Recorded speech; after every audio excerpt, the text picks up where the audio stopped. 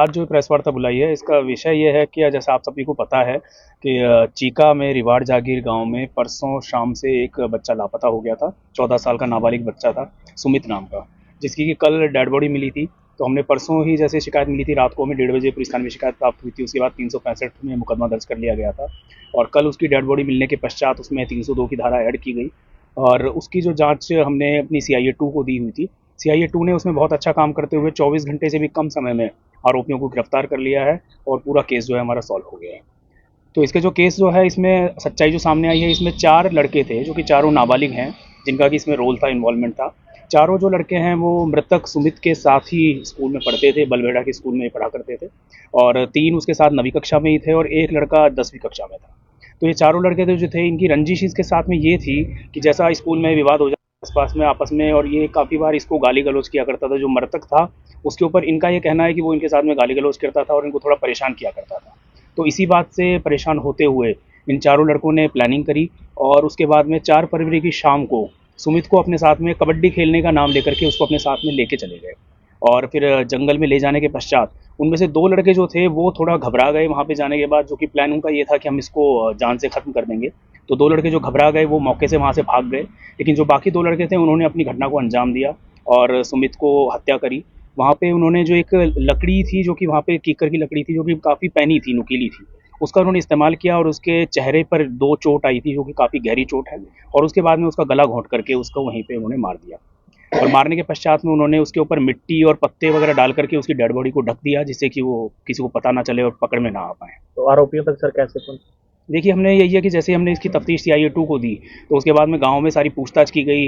जैसा भी जो बात सामने आई कि मान लो स्कूल में किसी बच्चों से आपस में विवाद है या इस तरह की बात आने के बाद में फिर बच्चों को बुला करके उनके परिवार वालों के साथ ही उनसे फिर पूछताछ की गई और पूछताछ में फिर ये बात उन बच्चों ने कबूल कर ली। जैसे कि CIA 2 ने पूछताछ की तो उसमें अपने आप ही उन बच्चों ने बता दिया कि हमने इस वारदात को अंजाम दिया। कौन सी क्लास में पढ़ते थे सर ये?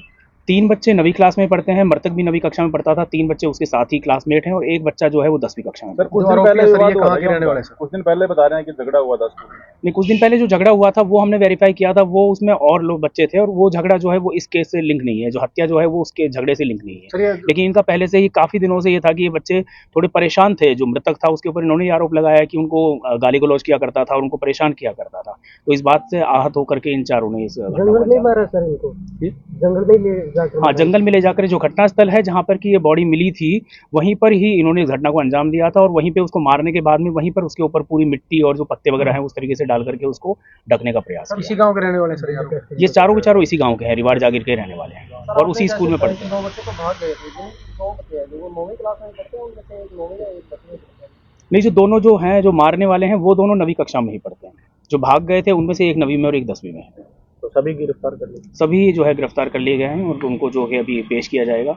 जब भी चारों नाबालिग हैं तो उनको जुवेनाइल जस्टिस एक्ट के अंदर जो भी कार्रवाई बनती है उस हिसाब से जुवेनाइल कोर्ट के सामने पेश किया जाएगा। सर जैसे आपने बताया कि इनको कबड्डी खेलने के बहाने इसको बुलाया था, तो क्या कोई जंगल में कोई कबड्डी वगैरह खेलने का मैदान वगैरह है या वैसे जंगल में लेके?